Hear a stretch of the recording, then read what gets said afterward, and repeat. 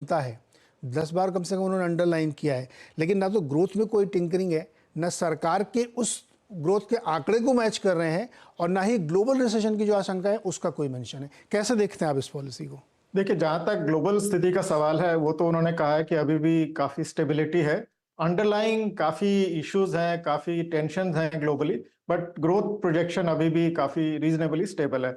एक monetary policy के हिसाब से एक जो इम्पोर्टेंट डेवलपमेंट ग्लोबली हुई है वो ये है कि जो सिस्टमिकली इम्पोर्टेंट सेंट्रल बैंक्स हैं अब वो रेट कट की तरफ बढ़ रहे हैं। ईसीबी और बैंक ऑफ इंग्लैंड ने ऑलरेडी काट दिए हैं रेट, और फेडरल रिजर्व अब शायद सितंबर में काटेगा, पहले वो दिसंबर में कह रहा था। तो एक तरह से जो ग्लोबल बैंक्स का, सिस्टमिकली इंपॉर्टेंट बैंक्स का जो असर पड़ता है उनके रेट चेंजेस का डोमेस्टिक इकोनॉमी में, कैपिटल आउटफ्लो में, वो इमर्जिंग मार्केट के लिए एक तरह से मॉनिटरेबल होता है। वो रिस्क थोड़ा सा कम हो गया है ना।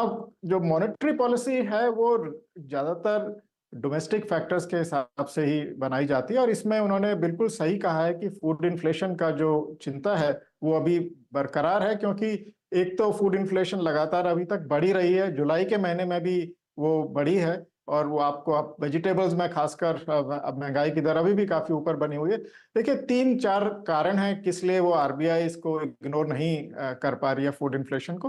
पहला मुख्य कारण ये है कि उसका वेट बहुत ज्यादा है, जो कि गवर्नर साहब ने भी बताया, 46%। अब जब थोड़ा सा भी मूवमेंट होता है फूड इन्फ्लेशन में तो एग्रीगेट इन्फ्लेशन भी उसके हिसाब से हिलती है, जैसा कि हमने जून के महीने में देखा। और दूसरी बात यह है कि जो खाने की वस्तुएं हैं वो हम रेगुलरली परचेज करते हैं। अगर आपको गाड़ी खरीदनी है तो शायद आप 4 या 5 साल में एक बार ही खरीदेंगे। फूड आप रेगुलरली परचेज करते हैं, तो एक तरह से जो महंगाई का एहसास है वो फूड इन्फ्लेशन से लोगों को ज्यादा आता है। इन्फ्लेशनरी एक्सपेक्टेशंस ऊपर बनती हैं, और उसका खतरा ये रहता है कि जब इन्फ्लेशनरी एक्सपेक्टेशन बढ़ रही है तो जो आपके जो दूसरे सेक्टर्स हैं उनमें भी वो ट्रांसमिट करेगी, क्योंकि धीरे धीरे वेजेस बढ़ेंगे तो इन्फ्लेशन पे ओवरऑल प्रेशर बनेगा। ये तभी होता है जब ग्रोथ मजबूत हो। और अब आरबीआई ने का प्रोजेक्शन, मल्टीलैटरल्स के प्रोजेक्शन और मिनिस्ट्री के प्रोजेक्शन से ऊपर है। हमारा प्रोजेक्शन भी 6.8% का है। तो क्लियरली आरबीआई अभी काफी मजबूती देख रहा है इकोनॉमी में।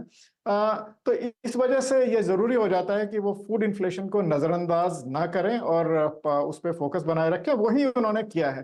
तो ओवरऑल मैं ये कहूंगा कि policy is on expected lines, कोई इसमें सरप्राइज नहीं है, और मुझे कोई उम्मीद नहीं थी कि वो अभी कोई स्टांस अपना डविश करेंगे। तो अभी अगर रेट कट होता है तो वो अक्टूबर में अर्लीस्ट हो सकता है, क्योंकि उस समय तक मॉनसून का सीजन ओवर हो जाएगा, हमें पता चल जाएगा कि फूड इन्फ्लेशन किस डायरेक्शन में जा रही जोशी है। जी, तो अर्लीस्ट अक्टूबर है। नहीं तो अगर फूड इन्फ्लेशन की प्रॉब्लम बरकरार रहती है तो शायद आगे भी बढ़ा सकते हैं डेट को।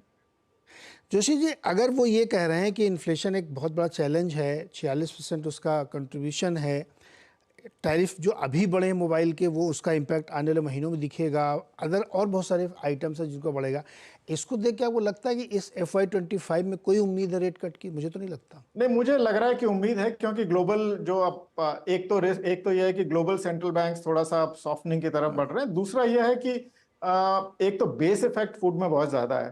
तो अगर मॉनसून नॉर्मल प्ले आउट होता है तो फूड इन्फ्लेशन काफी नीचे आ जाएगी। जहां तक आप जो बता रहे हैं कि दूसरी वस्तुएं हैं, मोबाइल फोन चार्जेस और दूसरी सर्विसेज, उनका असर कोर पे पड़ेगा। कोर इन्फ्लेशन अभी बहुत ही मंदी है और बहुत ही नीचे है। तो थोड़ा सा ऊपर अगर जाए और फूड इन्फ्लेशन का तेजी से नीचे आए तो मुझे नहीं लगता कि कोई उसका पॉलिसी पे असर पड़ेगा। ये इस पे निर्भर करता है कि whether RBI sees the overall inflation getting align to 4% और नॉट। वो इस समय नहीं कहा जा सकता, वो अक्टूबर में आपके पास ज्यादा क्लैरिटी होगी। जी जोशी जी, मैं दोबारा आऊँगा। एनर्जी प्राइसेस इतने नीचे आ गए, उसके बावजूद अगर फूड इन्फ्लेशन कंट्रोल में नहीं आ रहा तो एक बहुत बड़ी चिंता की बात है। मुझे तो लगता है इस पर ध्यान देना चाहिए।